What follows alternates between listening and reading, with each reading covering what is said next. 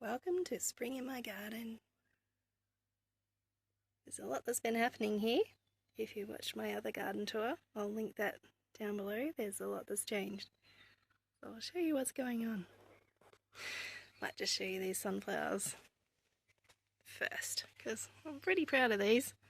I'll just show you what happens when I usually try to grow sunflowers. They turn out to be about that big. No idea why. Maybe because I didn't work on the soil. Yeah, I've since found out they don't like being transplanted.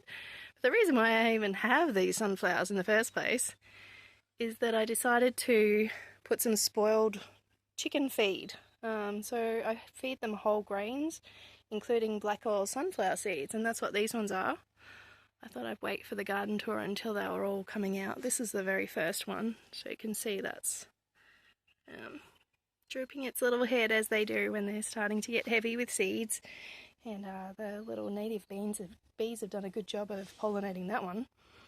The rest of this garden bed is also sown with wheat, as you can see through there. That was in the chicken feed as well. And they're mung beans, which is awesome because the last mung beans I just tried to grow myself. Yeah, with a lot more TLC, they died. It was winter, so maybe that was why. But these ones are doing quite well, so I'm happy about that. So I've harvested the Dutch cream potatoes that I bought from the local health food shop, and no, they weren't proper seed potatoes. Most of them, it was a good experiment really. They're in the same place here, and I had some King Edward ones as well because hubby really likes to cook with those for roasting, and the Dutch cream are good for mashing. Yeah, so I did that thing I think I mentioned in the last video where you heap up the straw or whatever around them, the hay or the dirt. And if you have indeterminate ones, which are like the tomatoes that just keep growing, if you look up your potato varieties online, you'll be able to find out if they're determinate or indeterminate. And the indeterminate ones, apparently you can just keep heaping stuff around them and they grow more potatoes, which was true in my case. But I had some straw that my neighbour gave me, which was oat straw. So basically it was just the stalks of the oat crop. And it was quite chunky and took forever to break down. And as a result, it was probably the wrong thing to use. It probably would have been better off with hay, even though it would have had seeds in it, because all the potatoes were very small. Well, wrong time of the year, I think, actually, by the time they worked out. Yeah, so, and they were all mostly all green because they weren't under soil, they're just under the straw, and there was, the sunlight here just doesn't give up even in winter. It's actually the sunniest time of the year here because we have the wet season coming up in summer. So yeah, so our potatoes went green because the sunlight got through the straw. So next time I'm going to use soil. So yeah, there's some from last year actually that have popped up since.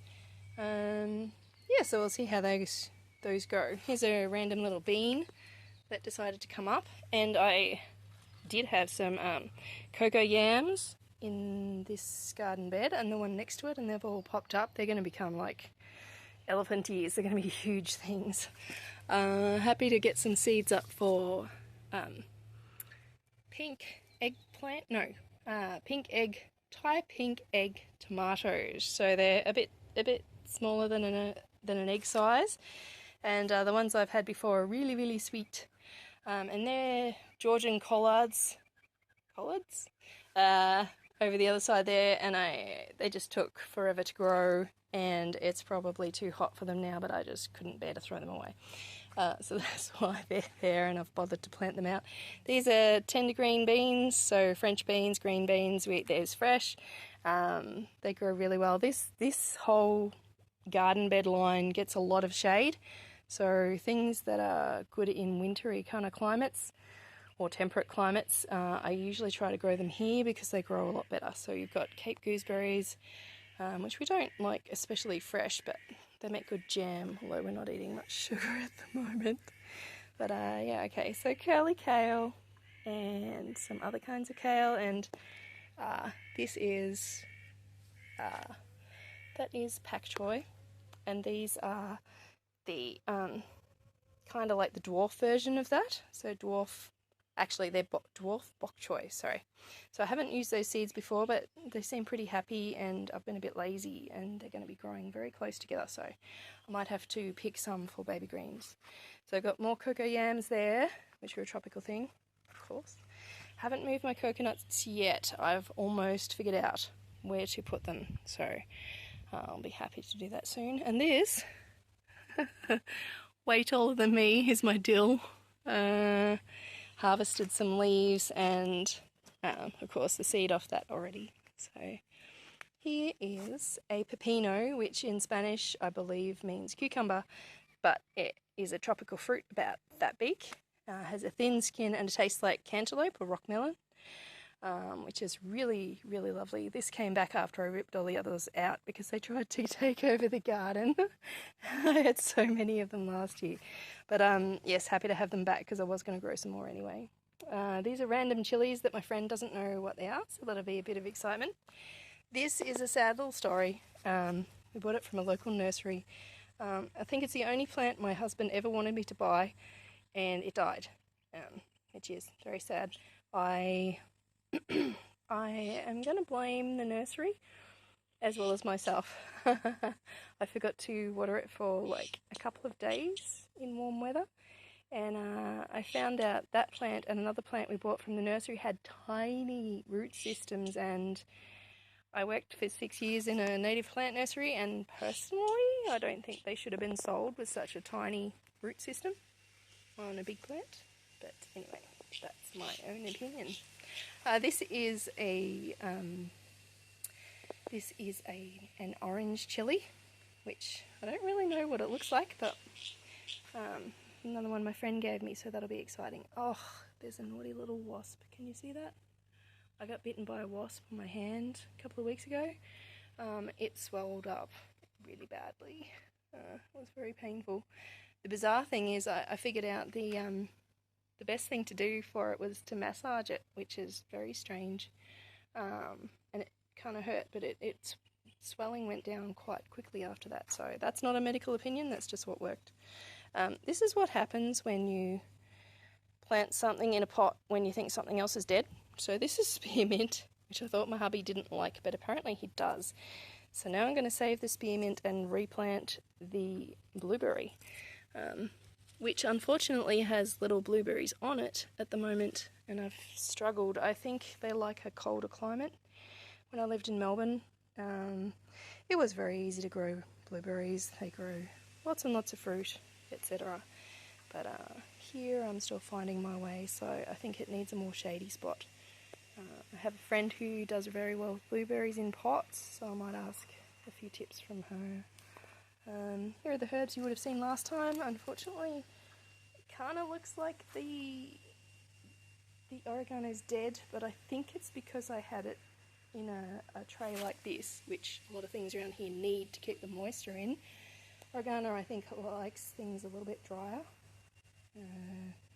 So we'll see if it comes back. It did come back a little bit and then it died again, but then I realised the problem could be the water at the bottom of the roots. So hopefully it'll forgive me and come back.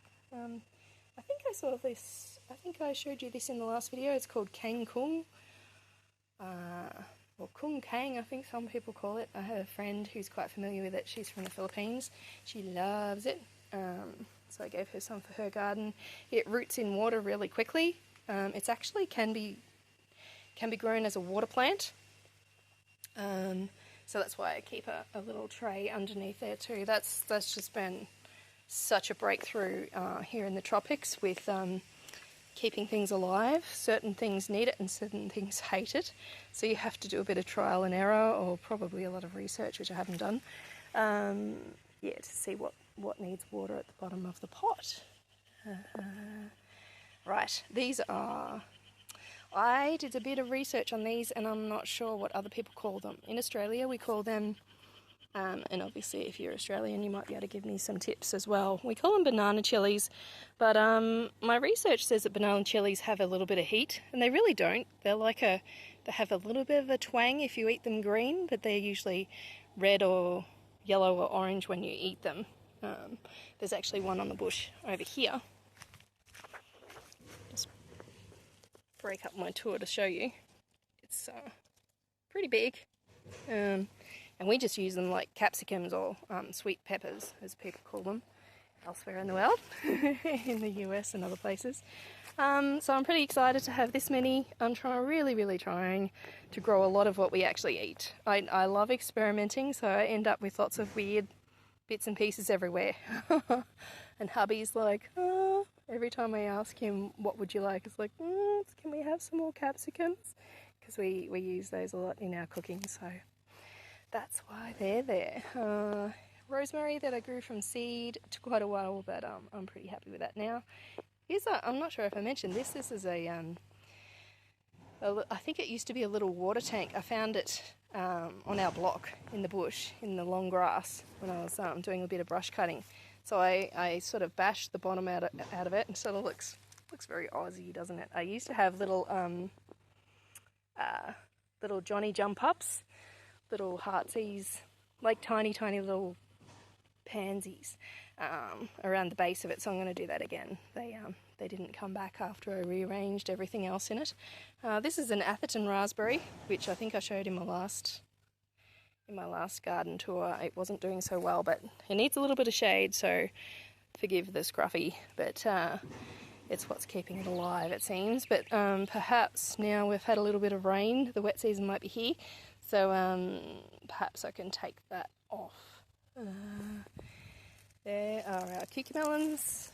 I've put them in here because I'm the only one that eats them. Hubby doesn't really like them, but I just thought they looked cute trailing out the end there.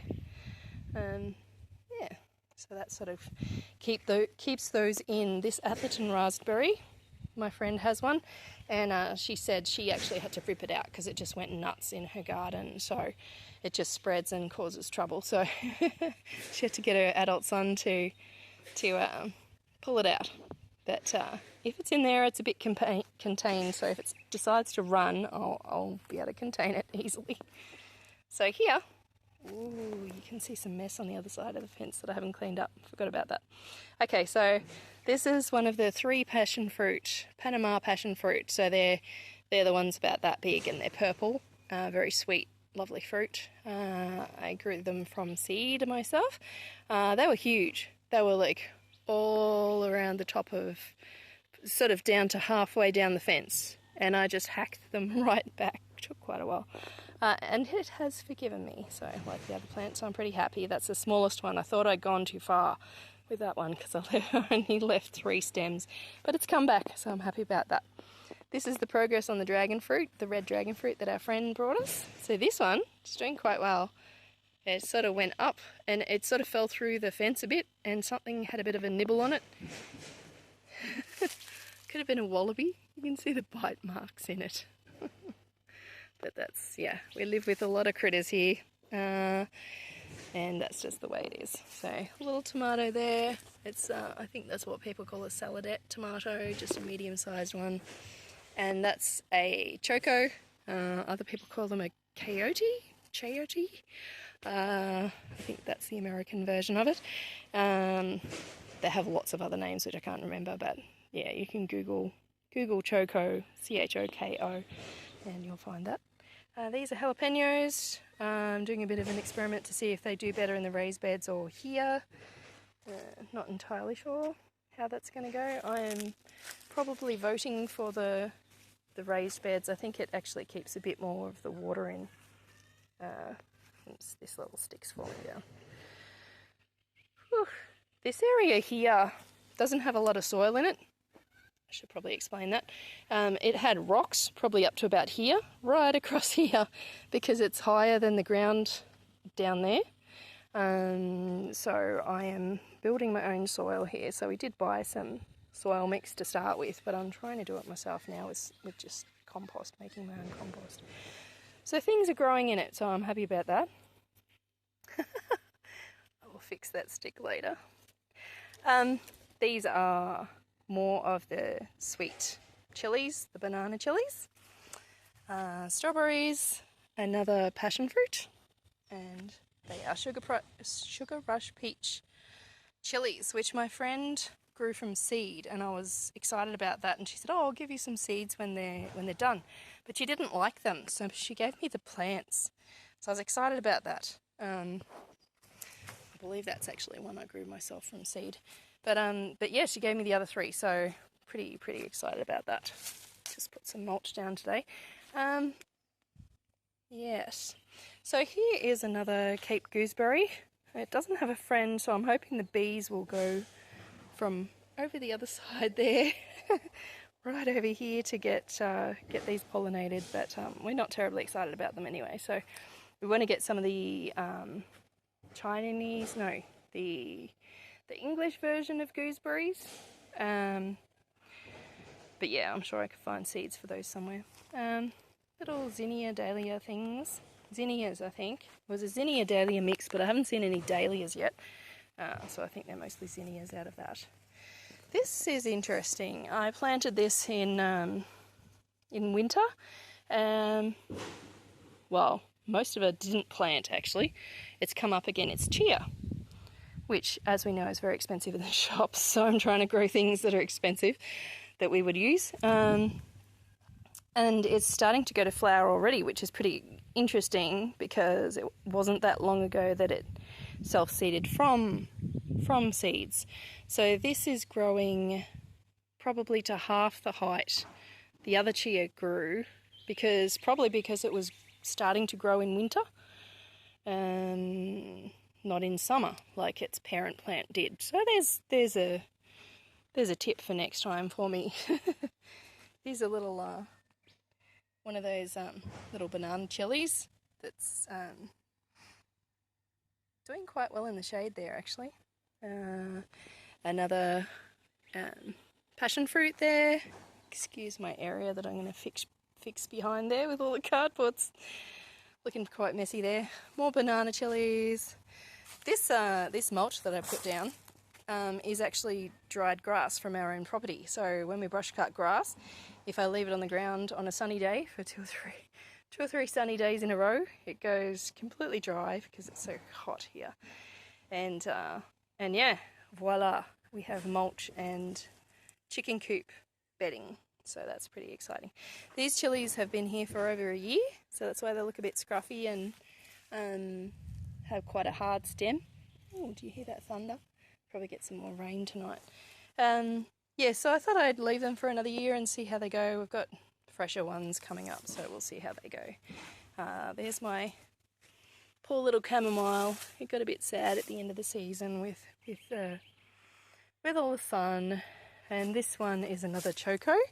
It's a white one. I didn't know they existed until I got to this area and I went to a ladies group and someone was handing them out. And I thought, oh, I'll be polite and sort of hang back. So I got to...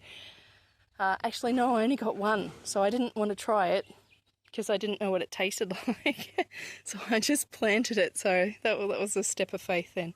I've almost got a spot to put my black sugar cane, so I'm pretty happy about that because I've got black sugar cane in this sprouting as well. So yeah, it's got the little sprouts here. So then what you do is you lay the cane on the ground and cover it with some soil, and voila, you have black sugar cane growing for next year. I'm going to put it alongside the edge of my orchard, which I haven't shown you yet. So hopefully the little critters won't crawl through as quickly. Alrighty, so my friend was pulling out her white grapevine because she was pulling down the fence, and I begged for a couple of sticks of it. So that's what this is doing in here. So I'll be happy to get that down in my old chicken coop. I believe that's where I'm going to put it, and that'll be pretty exciting to have grapes again. This is sorghum. I didn't even plant this here for some reason. There was some chicken feed that got spilled there. So I'll give that to the chickens, either green or once it matures into red sorghum. They'll eat it either way, so they'll be pretty happy about that. I've put some little bars over here. This is just a stick inside this poly piping. So you stick there, and then you put the pipe over the top and it keeps it somewhat somewhat steady. So I'm going to get some of my mosquito netting and make a little cloche, because in here we have our basil varieties. I don't think they're cross-pollinating, so I've taken a chance and put a few different varieties in the same spot again. You've got Thai Purple Siam Queen, I think it's called, is the main one that does really, really well in our climate, probably because it's from Thailand. Here's the Italian basil, the Genovese sweet basil. It struggles a little bit, but in summer it really shines. I grew it, actually that was what I grew in a pot inside over winter. So another bit got quite big, but we ate that. So I don't know about that experiment. I think it's probably just, I don't have a freeze dryer, unfortunately. Very expensive. Yeah, so basil in winter comes from a jar, or I have actually frozen it in oil, in olive oil or in butter in the freezer. And that's a fairly good option too. But in a jar, it's sort of, I put it through the, have put it through the food dehydrator. But I don't think the flavour's as good, so I just let it air dry. Just hang a bunch upside down where there's enough airflow. Especially airflow is very important here in the wet season, because things can get mildew and gross very quickly if you don't have airflow, so we just keep our fans on. Yeah, and the second to last kind of basil we have here is lemon basil, which I love in like cold teas. Hubby doesn't like most lemon flavoured things unless they're actually lemons, so it's all mine. And I'm not sure about that basil there. I think it's a licorice one, but I'm not sure. It's one of those things you get in a mixture, sort of in a mix of seeds, so you're never really sure what you've got. But anyway, this is mostly blank, this bed here. I'm waiting for inspiration. I have grown corn here, but I've realised that if I grow corn and then it's putting up its little stameny things to wave in the breeze to get pollinated in summer, it gets wet.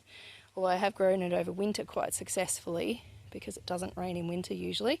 But this time around it did. It rained right when it was wanting to be pollinated, so that's very sad. I was watching Roots and Refuge and got excited about some, what are they called? The blue sweet peas, the little butterfly peas. And then one of my friends offered me seeds just completely out of the blue, so I said, oh yes please. So I only planted that yesterday, so it's a bit sad still, but it'll come back, and that'll be something ornamental, because I'm not sure if I'll be able to drink the tea from it because of the medication that I'm on. But anyway, it will be pretty. So it'll climb up this thing here, which has a story itself. This is actually our clothesline. So we don't have a clothesline anymore. We just wanted to repurpose things as much as we could here. This, I'm not sure what people call it. They call it pig mesh here. Jonathan found it at the top of the hill in the bush. So it's a very much DIY trellis, that one. The problem with in the backyard here is that we have services that run to our septic here, back to the house, and we probably have electrical things and water things under the ground here, and we have no idea where they are. Neither do the people who built the house. So we can't put anything in the ground like a star picket, so everything has to be a little bit interesting looking, although we don't have to reuse things, but we do. The washing line was falling apart and had a lot of spiders that were always on the washing. I don't know what it was, big spiders too. And there was an ant's nest of bitey ants that kept coming back. And I just got sick of it because I got bitten every time I went out to do the washing. And I thought, well, there are only two of us at home, so we'll just put things on the air. So that's what we've done ever since. Some more curly kale. Hubby doesn't like kale very much. I can't have a whole lot because of that medication I'm on as well. But I do try to eat it, so like, have it with eggs or whatever. Here's our strawberry patch, and I'll tell you a bit more about the strawberry palaver here. I have trouble actually getting strawberries, and I'm thinking it's the lizards, because I don't see birds getting them. Rarely birds get the cherry tomatoes here, but yeah, I actually think it's the lizards. I've planted some more, well, grown it from seed and planted some more okra, or okra as a lot of people call it. This I don't have the heart to pull out because at the time it was the only thing that was producing. So yeah, I will rip out this massive okra once the other ones kick on. So this little one's starting to produce now. Ooh, more thunder. Here's another Thai Sai, purple Thai basil. There's a jalapeno there. It's doing quite well. That's over a year old, that one. And there's the sweet chilies that I showed you earlier. So they're not the Hungarian wax ones because they're kind of flat and different, and they don't turn red or orange or yellow. They seem to be greenish kind of colour. So I still don't know what everybody else calls those. So yeah, leave me a comment if you know what they're called in the other parts of the world. But yeah, we just call them banana chilies. Some more zinnias, bit of colour. I use pegs a lot, as you can tell. They're just so handy, easy to pull out. Yeah, there's a little lavender that I grew from seed. Here's my 7-year beans, or my scarlet runner beans. I had to remake this teepee. If you follow me on Instagram, you'll know about that. We have very heavy birds here called kookaburras, and they love to land on the former teepee, which was sort of built in a hurry. And yeah, it kept falling down.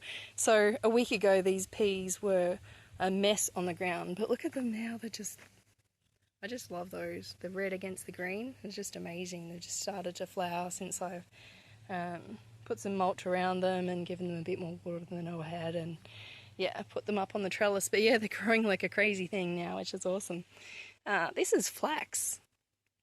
I think it's actually golden flax. So if you pull apart that little seed head there are lots of little flax seeds in there. So that's cool. It's a shame the blue flowers aren't there. They're quite pretty.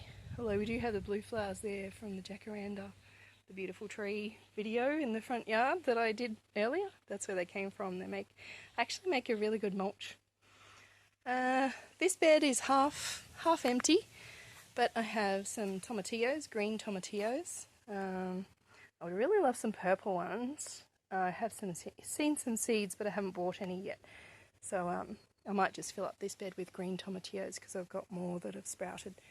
Over the other side, to save some time, there are Californian Wonder DTB seeds for capsicums, or sweet peppers, I think people call them. So the rest of that bed I'll fill up with those, and yeah, the tomatillos on this side. And there's our sweet potato, which when I harvested them, they look fantastic. But the ones that were a bit older, that were huge, that had been there for a while, they had some sort of borer bug kind of thing in them. I haven't Googled it, so let me know in the comments if you know what they are in Australia, in Queensland. So I might just pull up the rest of them and then replant the green. Because between the little mouse, there's also a video about that. I'll link that in the description. The mouse and the snake, predator of prey and potatoes, I think I called it. Yeah, between that and the little borers, we didn't really get a lot of sweet potato. So, and it does this weird thing. If you leave sweet potato, I'm not sure if I mentioned it in the video, if you leave it too long, it actually starts to taste like rose water. It has a really floral kind of scent and taste, which is a bit off-putting. My husband hates rose water, so that's not good. Yeah, so I ended up harvesting it fresh, peeling it, boiling it, mashing it, freezing it. So we have sweet potato in the freezer, which is fantastic, in some small lots that will never taste like rose water. So you're welcome, hubby. This in my last video, I actually called it lemon balm, but it's not, of course. It's lemon verbena, which is fantastic for tea. I love it. As I said, hubby doesn't really like lemony scented things, but that's okay. It's all mine. That cute little plant over there. I just love the way it looks. It's medicinal. I don't know how to use it yet. It's called toothache plant. It's supposed to be a painkiller. You would think if it kills a toothache, it's a pretty good painkiller. So yeah, it took a while to get started, so I don't want to pull it out. And yeah, I'll just see how I go with that. But yeah, I just think it's cute. I've got some pineapple ground cherries here. And over here, that's calendula. It's not long been planted. This is a slippery silk bean, which is on the red bean that's on the front of my other garden tour thumbnail. Yeah. Garlic chives, which you can tell because they've got flat leaves. They're not like normal chives. And some seaside daisies, which just won't quit. I could rip them out, but I want to put them elsewhere, and they don't like being transplanted, unfortunately. So I'll see how I go with those. Here are some spring onions, which I did not grow from seed. They're the ones that I pulled out of the crisper in the fridge because they were starting to get a bit wilty, so I just planted them because they grow like a weed. But this is my success. I'm so excited. It's been really hard for some reason. I think they're like corn. I think the seeds don't last very long, so if you keep the seeds for a while and they're not fresh, the seeds don't grow very well. They don't like sprouting in the cool. They like more spring kind of temperatures, it seems. So it's been years since I've been able to get some spring onion up. Some people call them shallots, but we call something else shallots here. The ones that grow like a little tiny reddish onion on the bottom, people call those shallots. But yes, these are spring onions, so that you just use the green and then the white down the bottom. In Asian cooking, we cook a lot of Asian food. That's, I think, a mesclun lettuce. It was in a mix, so I'm not really sure. Kind of shocked it's living here, but glad that it survived. This is my shady bed, so it's shaded by this side of the house in the morning, and then by the time you get to the afternoon, these big trees here actually shade this garden bed as well quite quickly. So I don't know if that's part of the secret to the sunflowers. Really don't know. So happy for any info on that if you have any. This is a Black Russian tomato. If you've seen my Instagram, you've seen the product of some of that. I've only got one plant because I just got it from the local hardware store. I didn't grow it from seed, but I've got seed now, so pretty impressed with that. But there are only two of us, and Jonathan's not huge on eating fresh tomato, so might be making a salsa out of some of those because I have quite a few very large Black Russian tomatoes coming along. This is what I have, hoping to get some strawberries, because I used to have the strawberries hanging on the fence around the edge of the garden. You can see it would have got a fair bit of sun there. These seem to be fairly happy here. I've got a couple with pink flowers, the rest are just the normal white flowers. They're in self-watering pots, and as I said, I don't think birds are really the problem. I think it's actually skinks and little lizards. We have those little dragony kind of lizards and the little brown skinks, and I've seen them in amongst the strawberries on the ground quite a lot, and that's when the strawberries disappear before they're ripe. So I'm going to blame those little guys. This bit we've seen already. That white flower there, a friend of mine said it's a powerful antiviral if you boil it up. Not really sure about all of that, but he said it's from South America, I think. I've forgotten the name of it. But that's only there because of the soil that I dug up from elsewhere, and it was underneath some of those that were here when we got here. So there are pink ones as well, so they're kind of cool. Here's the frangipani, which I don't think I showed you last time. So this main stick part here is what we had last year, and I planted that in some very gravelly, sandy soil. Well, if you can even call it soil mix, that I actually found on the property.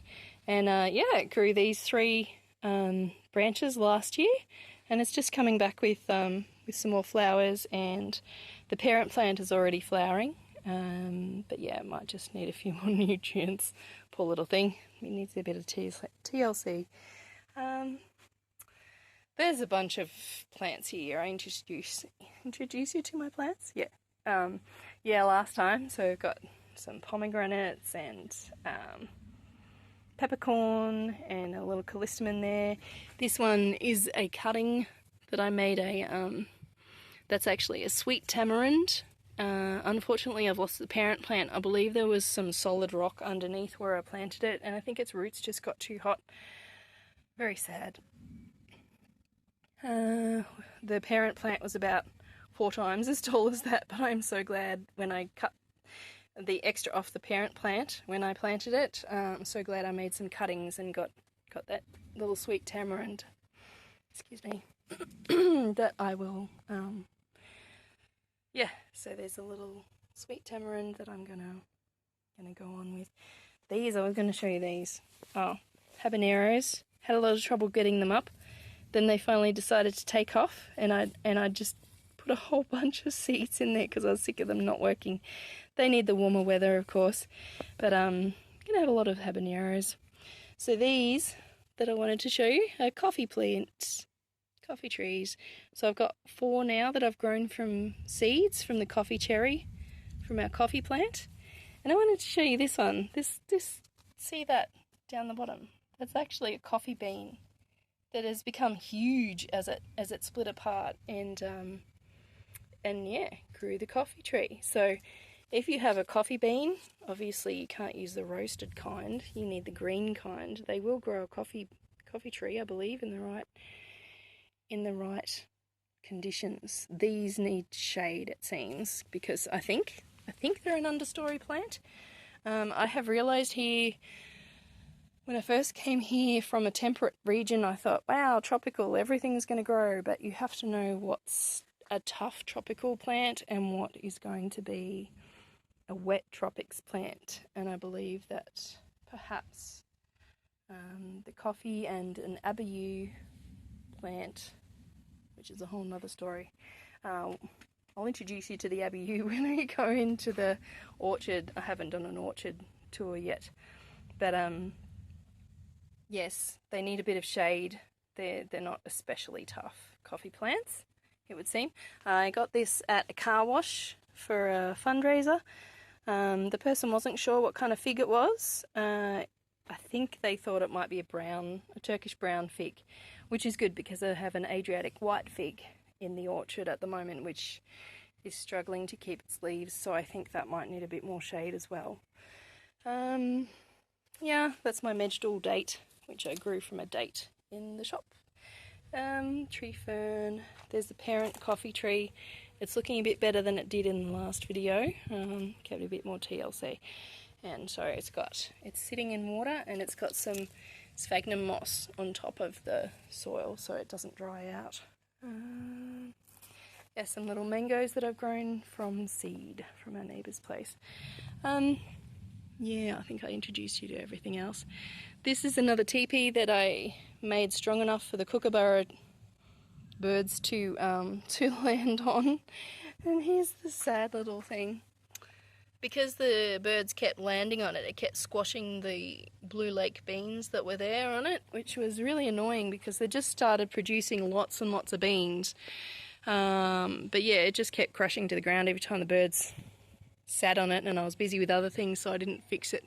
And yeah, all the plants just gave up the ghost. Yeah, so that's a little bit sad, but I will replant that. I'm going away for a little bit, so hubby's a bit nervous. He's going to have to look after the garden. Yes, but he'll be fine. He often does a better job than I do at watering and looking after everything. So I think I've covered everything. So yeah, be replanting a bunch of stuff. I've got a whole lot of things in my shade house. Can't really have a greenhouse here. If I wanted to, I suppose I could do a greenhouse in winter, but winter's not long enough to really have a greenhouse. A lot of things that will grow here the rest of the year won't really thrive if you start them in a greenhouse anyway, because they're just not going to deal with the hot weather, even if you do start them in a greenhouse. So I'm just still finding my way, seeing what actually works here. But yeah, that's it.